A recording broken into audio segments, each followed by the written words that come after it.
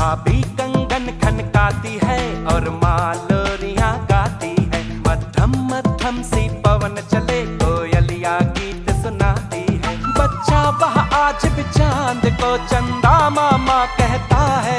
जिस देश में गंगा रहता है, जिस देश में गंगा रहता है।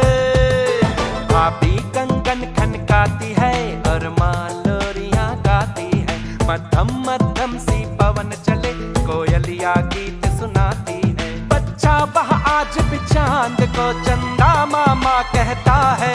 जिस देश में गंगा रहता है।